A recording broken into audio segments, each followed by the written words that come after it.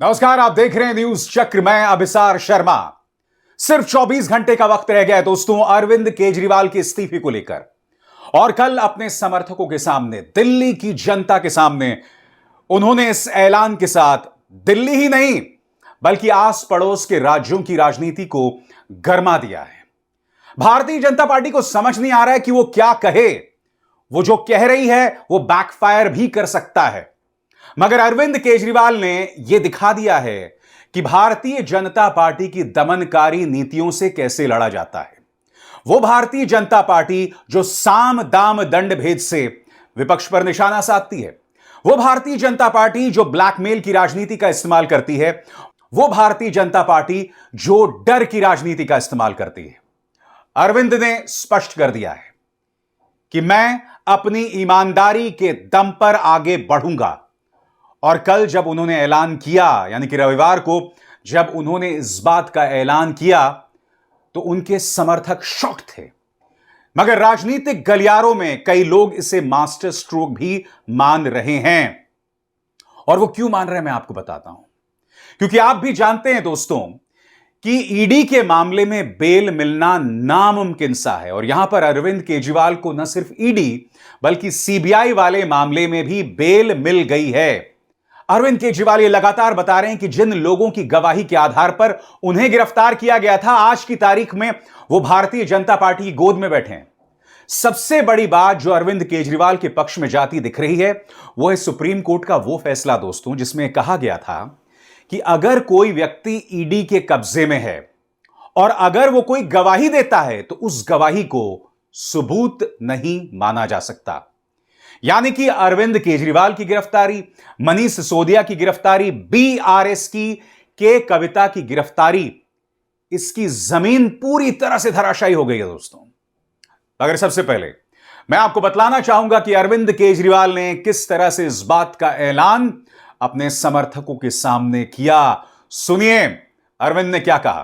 Court ने हमें bell दे दी, अभी बेल तक ही दे सकता था। अब ये केस चलेगा। मैंने वकीलों से पूछा, मैंने कहा मेरा दिल कहता है कि जब तक ये मैं कोर्ट से बरी होके ना आ जाऊं तब तक मैं सीएम की कुर्सी पे नहीं बैठूंगा। उन्होंने कहा जी ये 10 साल चलेगा केस, कोई कह रहा है 15 साल चलेगा केस, कोई कह रहा है 20 साल चलेगा केस। तो केस ये अभी लंबा चलेगा। आज कोर्ट जितना कर सकता था कोर्ट ने हमारे पक्ष में निर्णय लिया है, हमें बेल दे दी। उन्होंने ऐसे कानून में जिसमें बेल मिलनी नामुमकिन होती है, उन्होंने बेल दे दी। आज मैं आपकी अदालत में आया हूं, जनता की अदालत में आया हूं, आपसे पूछने के लिए आया हूं, क्या आप केजरीवाल को ईमानदार मानते हो कि गुनहगार मानते हो?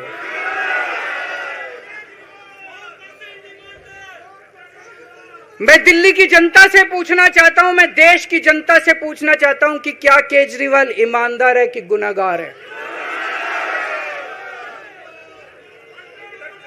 दोस्तों, 2 दिन के बाद, आज से 2 दिन के बाद मैं सीएम की कुर्सी से इस्तीफा देने जा रहा हूं।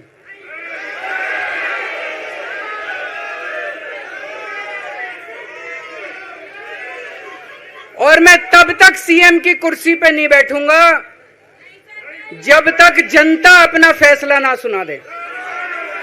मैं जनता के बीच में जाऊंगा, गली गली में जाऊंगा, घर घर में जाऊंगा, और जब तक जनता अपना फैसला ना सुना दे कि केजरीवाल ईमानदार है, तब तक मैं सीएम की कुर्सी के ऊपर नहीं बैठूंगा।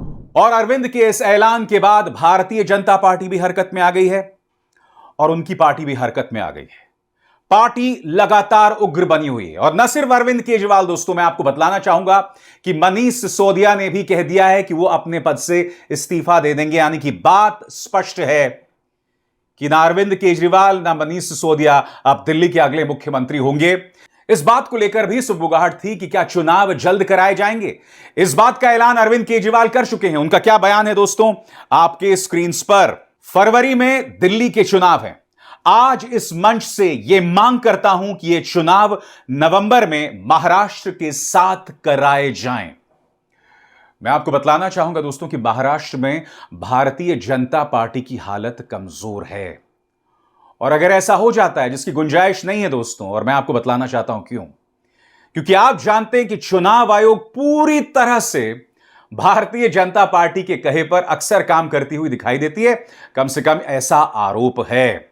अरविंद केजरीवाल ने स्पष्ट कर दिया है कि चुनाव नवंबर में कराए जाएं महाराष्ट्र के साथ, और अभी से उन्होंने अपने चुनावी पंच की घोषणा।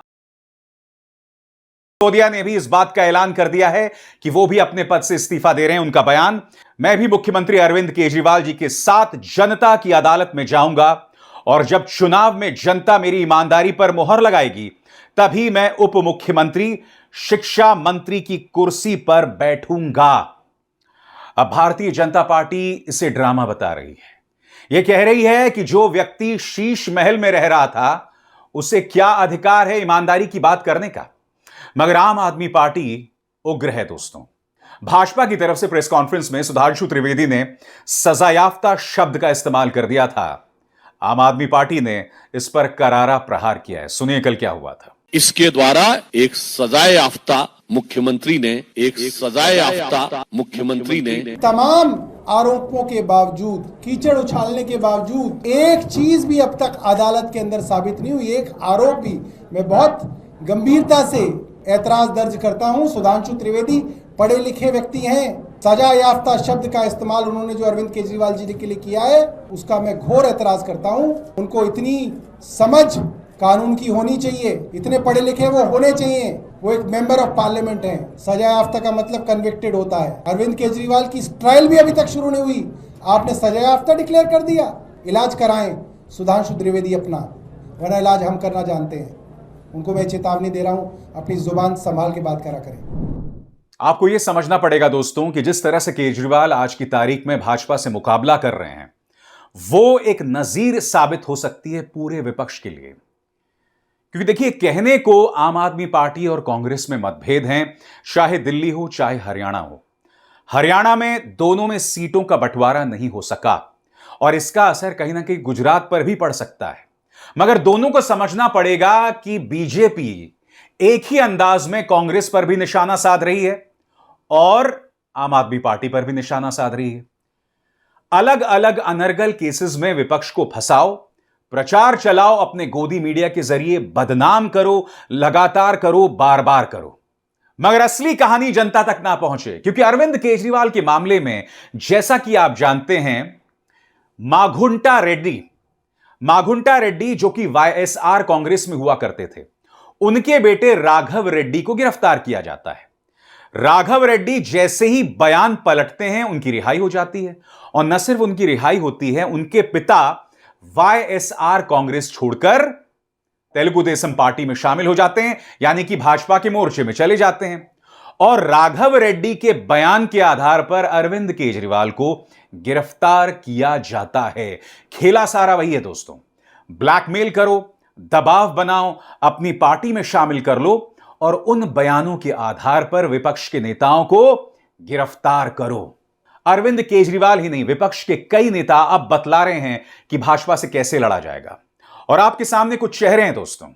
अरविंद केजरीवाल के अलावा हेमंत सोरेन, इनकी भी बेल पर रिहाई हो गई है। बहुत ही गंभीर मामले में इन्हें भी जेल में डाल दिया गया था, मगर इनकी भी बेल में रिहाई हो गई है।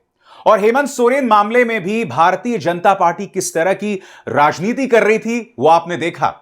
आपने देखा कि हेमंत सोरेन जब जेल गए तो उन्होंने अपनी जगह पर इस व्यक्ति चंपई सोरेन को मुख्यमंत्री बनाया। उसके बाद जैसे हेमंत सोरेन रिहा होते हैं, चंपई सोरेन को हटाकर खुद हेमंत सोरेन मुख्यमंत्री बन जाते हैं। भाजपा को मौका दिखाई देता है, वो चंपई सोरेन को टटोलते हैं। पहले यह कोशिश की जाती है कि चंपई सोरेन की एक आदिवासियों की पार्टी खड़ी की जाए भाजपा की मदद से, ताकि चुनावों में भाजपा को फायदा हो, मगर ऐसा हुआ नहीं दोस्तों। नतीजा, आज की तारीख में चंपई सोरेन जो है वो भाजपा में है, जबकि आप जानते हैं जेएमएम ने चंपई सोरेन को मुख्यमंत्री बनाया था। यानी कि इस मामले में भी साफ तौर पर दिखाई देता है कि साम दाम दंड भेद से विपक्ष पर निशाना साधा जाए, झूठे केसेस में फंसाया जाए, बदनाम किया जाए, और जब अदालत बेल पर रिहा कर दे तब राजनीति के जरिए पार्टी को तोड़ने का प्रयास किया जाए। यही कोशिश आम आदमी पार्टी में की गई, यही कोशिश एनसीपी और शिवसेना में की गई। शिवसेना और एनसीपी में जांच एजेंसीज का डर दिखाकर पार्टियां टूट गईं और आज की तारीख में एकनाथ शिंदे महाराष्ट्र के मुख्यमंत्री हैं। तो कहने का अर्थ साफ है दोस्तों कि अरविंद केजरीवाल ने कहीं ना कहीं प्रमाणित किया है, राहुल गांधी ने साबित किया है कि भाजपा से कैसे मुकाबला किया जाए। क्योंकि अगर आप डर जाएंगे तो आप मुकाबला नहीं कर पाएंगे। यही बात आदित्य ठाकरे कर। मगर बड़ा सवाल यह, अरविंद केजरीवाल जो अपने पद से इस्तीफा दे रहे हैं, क्या आम आदमी पार्टी को इसका फायदा होगा? यह इस बात पर निर्भर करता है कि आम आदमी पार्टी अपनी राजनीति कैसे खेलती है। क्योंकि कहीं ना कहीं उसे जनता तक यह संदेश पहुंचाना पड़ेगा कि किस तरह से बदनाम करने के लिए झूठे केसेस में हमें फंसाया गया। उसे बतलाना पड़ेगा कि जिन मामलों में अरविंद केजरीवाल को बेल मिली है या मनीष सिसोदिया को बेल मिली है, वहां पर बेल नामुमकिन होती है। उसे बतलाना पड़ेगा कि जब सुप्रीम कोर्ट ने अरविंद केजरीवाल को बेल दी थी तो जस्टिस भूया ने तल्ख तेवरों में सीबीआई पर सवाल उठाए थे। उसे पिंजरे में बंद तोता बताया था। याद कीजिएगा दोस्तों, आज से 11-12 साल पहले कांग्रेस के कार्यकाल में सीबीआई को पिंजराबंद तोता बताया गया था। 12 साल बाद कुछ नहीं बदला है। हालात अब बद से बदतर हो गए हैं। उल्टा ईडी, इनकम टैक्स, सीबीआई वो भारतीय जनता पार्टी के प्रवक्ता के तौर पर काम करते हैं।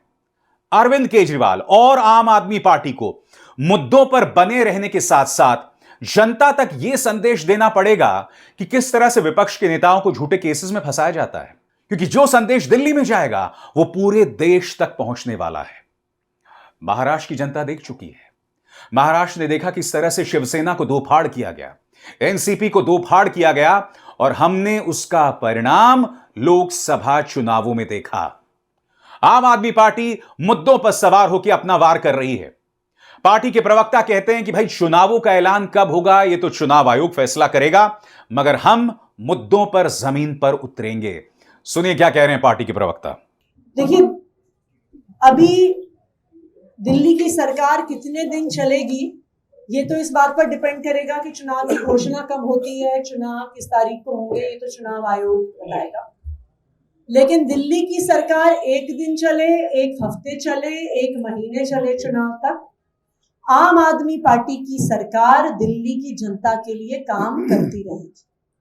आम आदमी पार्टी की सरकार दिल्ली के लोगों को 24 घंटे बिजली देती रहेगी। आम आदमी पार्टी की सरकार दिल्ली के बच्चों को अच्छी शिक्षा देती रहेगी। आम आदमी पार्टी की सरकार दिल्ली के लोगों को मोहल्ला क्लिनिक में, अस्पतालों में अच्छा इलाज देती रहेगी। बुजुर्गों को फ्री तीर्थ यात्रा करवाती रहेगी और महिलाओं को फ्री बस यात्रा करवाती रहेगी। इस बीच भारतीय जनता पार्टी ने कह दिया है कि Arvind Kejriwal moral high ground नहीं ले सकते, इस मामले में खुद को शहीद नहीं बता सकते, क्योंकि उन्हें दिल्ली की जनता को बताना पड़ेगा कि वो शीश महल में कैसे रह रहे हैं। पार्टी के नेता और दिल्ली बीजेपी के अध्यक्ष वीरेंद्र सचदेवा क्या कह रहे हैं, आइए सुनिए। दिल्ली सरकार का कोई विभाग अरविंद केजरीवाल आपने नहीं छोड़ा जिसमें आपने भ्रष्टाचार ना किया हो। और बात करें इस्तीफे की, 8 लाख के पर्दे और 2 करोड़ के बिस्तर पर सोने वाले अरविंद केजरीवाल, उस शीश महल को लोग कैसे भूलेंगे जो जनता की गाड़ी कमाई से तुमने बनाया था। हजारों पेड़ रातों रात कटवा दिए थे। दिल्ली की जनता के बीच जाएंगे तो आपको बताना पड़ेगा कि 4-4 लाख का कमोड कैसे होता है।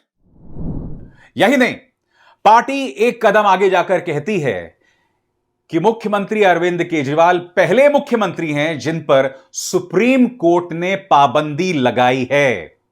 सुधांशु त्रिवेदी क्या कह रहे हैं कुछ देर बाद, मगर मैं सुधांशु जी को यह याद दिलाना चाहूंगा कि जस्टिस भूया ने कहा था कि मैं समझ नहीं पा रहा हूं कि अरविंद केजरीवाल पर आखिर अपने दफ्तर जाने की पाबंदी क्यों है, मगर चूंकि इसका फैसला पहले हो चुका है इसलिए मैं इस पर टिप्पणी नहीं करूंगा। यानी सुप्रीम कोर्ट भी कहीं ना कहीं इस बात को महसूस कर रहा है कि अरविंद केजरीवाल पर जो पाबंदी लगाई जा रही है वो सही नहीं है। कम से कम जस्टिस भूया तो इसी बात में विश्वास करते हैं। सुनिए सुधांशु त्रिवेदी ने क्या कहा। मैं पूछना चाहता हूं कि आप बाहर आए हैं तो जेल में रह के तो आपने इस्तीफे की बात की नहीं, बाहर आके इस्तीफा देने की बात क्यों हो रही है? और ये 48 घंटे बाद की बात क्या है? देश और दिल्ली की जनता जानना चाहती है 48 घंटे का राज क्या है? ये 48 घंटे में क्या क्या सेटल करना है? क्योंकि आप देश के पहले मुख्यमंत्री बने हैं जो सर्वोच्च न्यायालय के द्वारा प्रतिबंधित है कि आप कार्यालय नहीं जा सकते, कोई फाइल नहीं साइन कर सकते, जिस मुद्दे में आप आरोपी हैं उस पर बयान नहीं दे सकते। भारत के इतिहास में कोई ऐसा उदाहरण नहीं होगा कि मुख्यमंत्री के ऊपर यह प्रतिबंध हो, उसके बाद भी 48 घंटे किस चीज के लिए चाहिए? सरकारी काम तो कर नहीं सकते? तो कौन सा निजी काम है, कौन सी ऐसी निजी चीज है जिसके लिए आप 48 घंटे की मोहलत मांगने की कोशिश कर रहे हैं? और हम यह भी कहना चाहेंगे, जब केजरीवाल जी ने इस्तीफे की बात की तो हम यह कह सकते हैं कि यह उनके जुर्म का इकबालिया बयान हो गया। यानी आपने मान लिया कि आप पे जो आरोप थे वो इस लायक हैं कि आप पद पे नहीं रह सकते, अर्थात आपके आरोपों की स्वीकारोक्ति है जब आपने त्याग पत्र की बात कही। तो एक तरह से कहा जा सकता है दोस्तों, मुकाबला करेंगे तो जीतेंगे, अगर मुकाबला ही नहीं करेंगे तो बात आगे नहीं बढ़ पाएगी। विपक्ष की चुनौती बहुत मुश्किल है। जिन जिन राज्यों में भाजपा नहीं है वहां पर वो लोग माहौल भड़का रहे हैं। हिमाचल प्रदेश देखिए, कर्नाटक देखिए किस तरह से कर्नाटक में एक काल्पनिक डर पैदा किया जा रहा है, एक काल्पनिक गुस्सा सड़कों पर पैदा किया जा रहा है, यह कहते हुए कि गणपति बप्पा का अपमान हुआ। जबकि आप जानते हैं एक राजनीतिक प्रदर्शन में भाजपा जो है वो गणेश जी की मूर्ति लेकर पहुंच जाती है, पुलिस उनसे वो मूर्ति छीनकर उसका विसर्जन करवा देती है, उसे पुलिस वैन में रखती है सुरक्षित, क्योंकि भाजपा का काडर उग्र था। भाजपा का काडर चाहता था कि गणेश जी की मूर्ति जो है उन विवादों में आए। कल्पना कीजिए दोस्तों, अगर गणेश जी की मूर्ति को कोई नुकसान पहुंचता तब क्या होता? क्या भाजपा इसकी जिम्मेदारी लेती? नहीं लेती, मगर वो बवाल करती कि देखिए पुलिस ने किस तरह से गणेश जी की मूर्ति को नुकसान पहुंचाया। यानी कि भाजपा जहां जहां सत्ता में नहीं है वहां माहौल बिगाड़ने की कोशिश की जाती है। हिमाचल प्रदेश में देखिए, मुद्दा एक मस्जिद को लेकर था, मगर अब वो आग पूरे राज्य में फैल रही है। हिंदुत्ववादी संगठन इसे उग्र करने की कोशिश कर रहे हैं। क्या भारतीय जनता पार्टी का इसमें कोई रोल नहीं है? जाहिर सी बात है, जिन जिन राज्यों में भाजपा नहीं है वहां माहौल को बिगाड़ा जाए, बर्बाद किया जाए, और इस चुनौती का सामना विपक्षी राज्य कर रहे हैं। पश्चिम बंगाल की अगर हम बात करें, आरजी कर मेडिकल कॉलेज में ममता बनर्जी इस वक्त झुकी हुई हैं। एक शर्मनाक घटना हुई, मगर मैं आपसे एक सवाल पूछना चाहता हूं, क्या बिहार में ऐसा कुछ नहीं हुआ? उत्तराखंड में झड़ी लग गई दुष्कर्म और हत्या की, महिलाओं पर अपराध की। उत्तर प्रदेश में भी इसी तरह से एक के बाद एक दुष्कर्म और हत्याओं का मामला सामने आया, मगर गोदी मीडिया उसकी चर्चा नहीं कर रहा है। निशाने पर कौन है? विपक्षी राज्य। और कहीं ना कहीं अरविंद केजरीवाल और राहुल गांधी यह साबित कर रहे हैं कि भाजपा से कैसे मुकाबला किया जाए। अभिसार शर्मा को दीजिए इजाजत। नमस्कार। स्वतंत्र और आजाद पत्रकारिता का समर्थन कीजिए, सच में मेरा साथी बनिए। बहुत आसान है दोस्तों, इस ज्वाइन बटन को दबाइए और आपके सामने आएंगे ये 3 विकल्प, इनमें से एक चुनिए और सच के इस सफर में मेरा साथी बनिए।